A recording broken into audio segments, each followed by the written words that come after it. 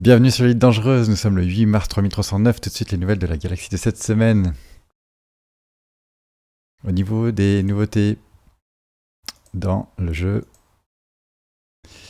ne manquez surtout pas le Frameshift Live de demain, un live frontière tout particulier avec comme invité d'honneur les commanders Grimscrub et Michan de l'Axi.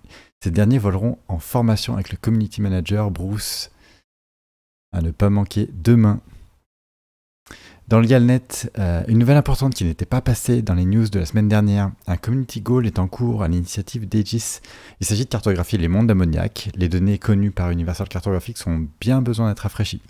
Le community goal est ouvert encore pour une semaine, donc tardez pas parce que les récompenses pourront s'élever jusqu'à 4 fois le prix habituel pour ce type d'exploration.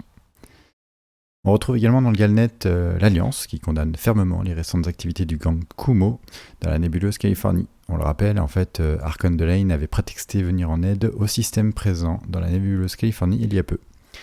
Il semblerait que c'était plutôt un mouvement stratégique pour prendre le contrôle des systèmes présents là-bas. Enfin, les marlinistes en PLS.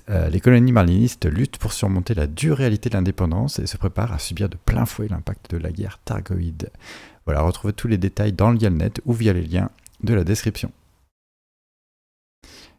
Au niveau de la guerre, les Targoïdes contrôlent 4,5% des systèmes, soit presque 1000 systèmes humains initialement. L'ingénieur classé des est toujours porté disparu.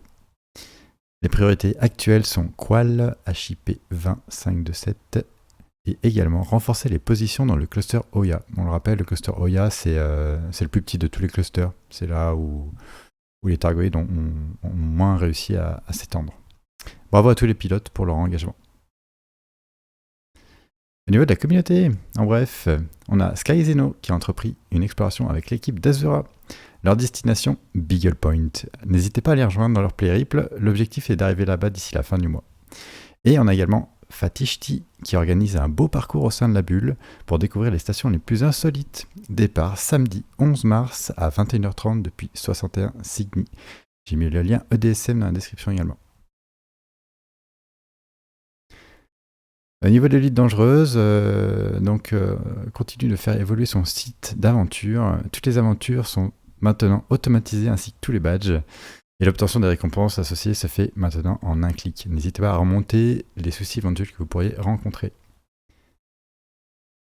Une nouvelle aventure signée Optimus Koala est sortie.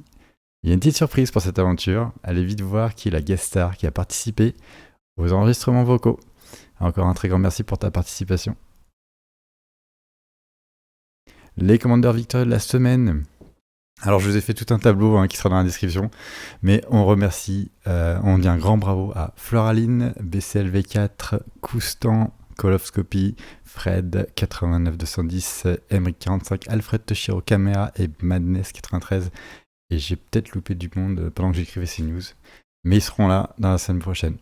C'est maintenant 84 aventures terminées, 75 joueurs inscrits, plus de 30 000 points gagnés et 445 badges reçus. Dans la tête du classement, nous retrouvons Kolofscopy, Fred, Koustan et Floraline. Voilà, c'est la fin de ces news. Je vous remercie de m'avoir suivi et je vous dis à la semaine prochaine au 7.